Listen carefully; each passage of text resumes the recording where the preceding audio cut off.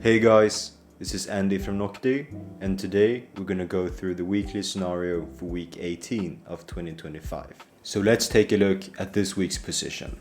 It comes from a game played by the former world champion Emanuel Lasker against the hypermodernist Réti.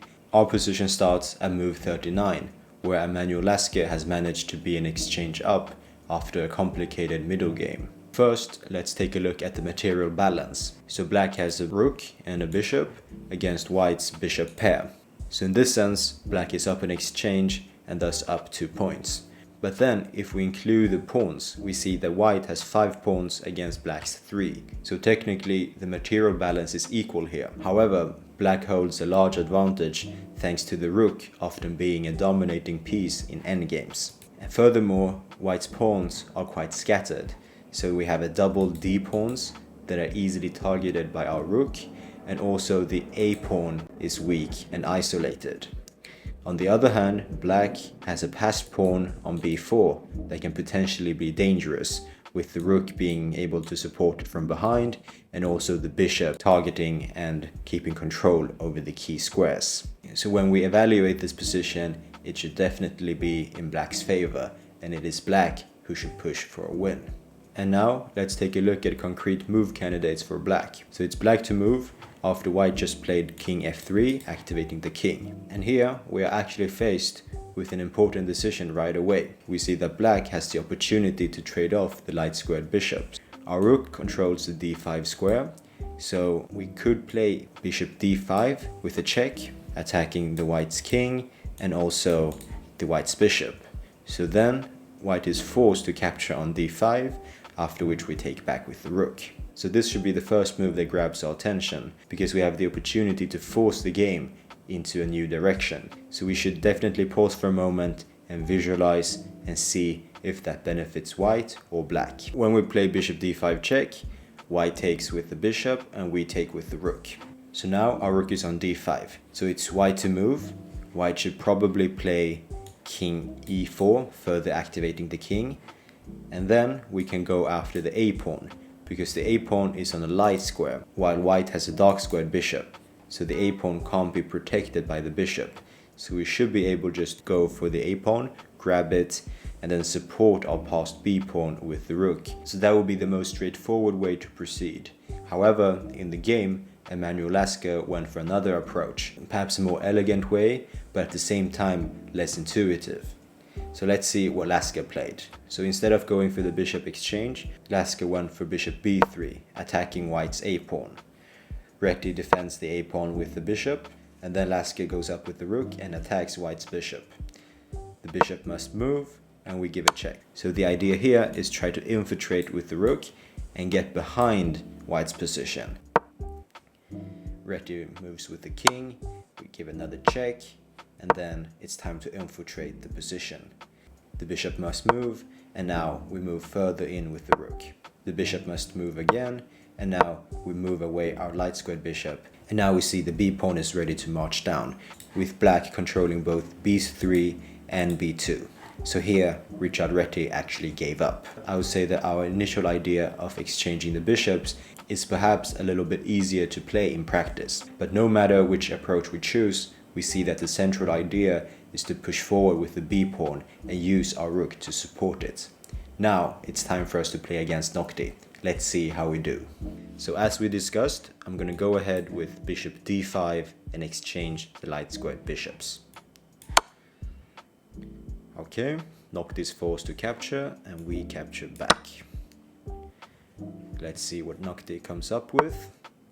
So Noctie moves the king, very logical move, trying to get back to the queen side and stop our b pawn.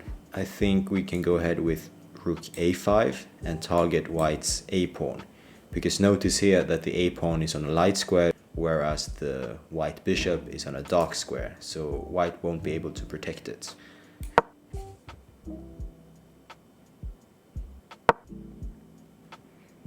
Noctie continues to move with the king. I think that's a reasonable approach. Get the king in here to stop our b pawn, and then perhaps try to mobilize the d pawns. But here we can just go ahead and capture the a pawn. On the next move, Noctie will play king b3, attacking both our rook and the pawn. So actually a fork. So here I have two ideas. One of them is to try to hold on to the b pawn, for example playing rook a6 and then rook b6 defending the b pawn, and then try to march up with our king. And the second idea is to actually sacrifice the b pawn and instead try to go for the pawns on the king side. Because now white has moved the king all the way to the queen side, and it will thus take time for the king to get back. But either way, I think rook a6 is a reasonable move, because then we can play rook b6 if we want, and also shift over the focus to the king side. So let's go with that. Nice, Noctie agrees with that idea. Very reasonable. Noctie goes up and attacks our b pawn. And now we have to make a decision. Either try to hold on to the b pawn by playing rook b6, or go over here and start harassing the king side. I am leaning towards going for the king side pawn, because we'll lose the b pawn sooner or later.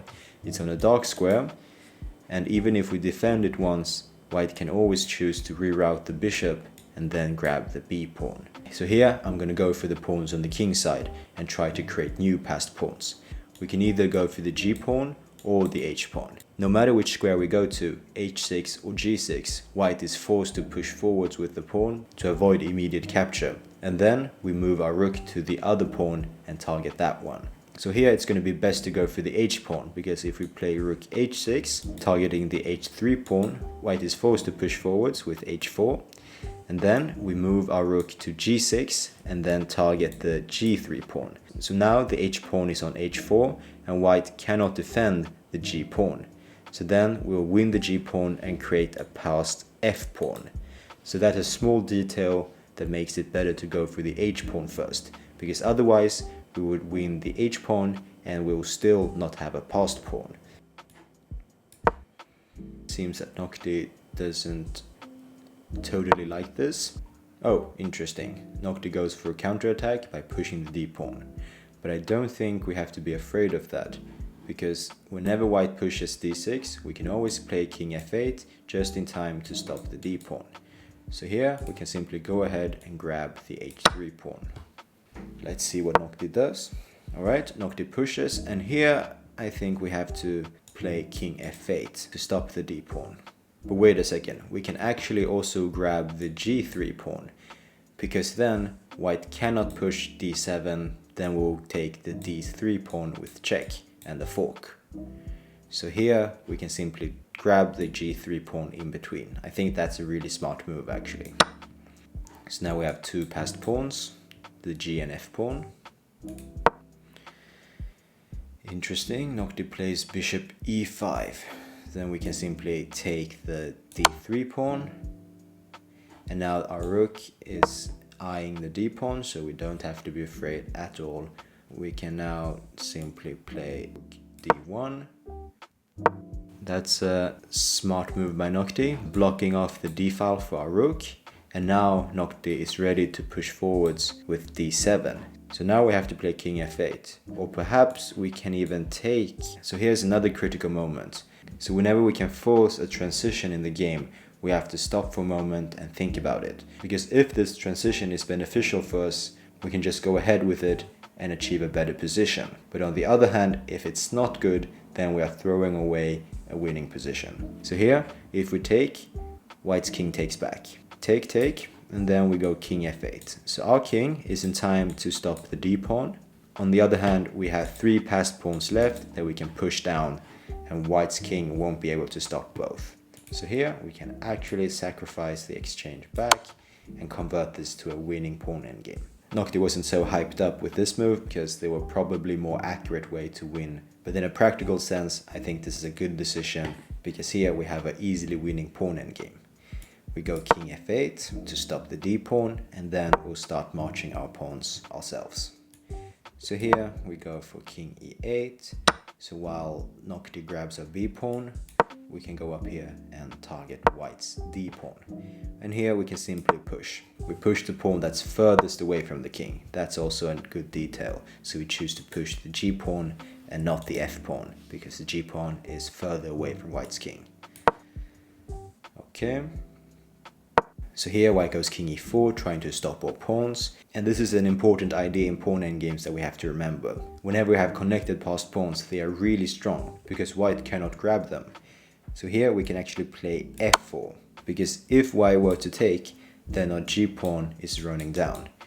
So whenever we have this pawn chain of connected passed pawns in pawn endgames, it's really strong, because white can never grab the base of the pawn chain, because the other pawn would then march down. Now we take white's d-pawn, and here white has no counterplay at all. We can simply go with our king, support our passed pawns, get ourselves a new queen, and then checkmate white.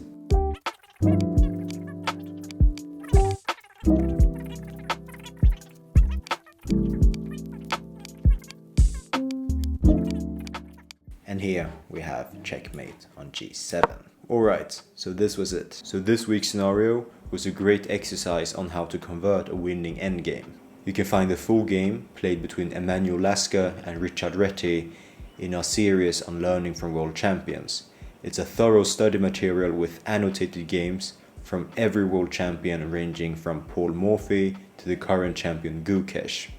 For each game, we have also handpicked a critical position that you can play out and practice against Noctie. I'll put the link down in the description. And if you have any suggestions on which types of position you'd like to see next, please leave a comment down below. And as always, thank you so much for watching and happy playing. Bye bye.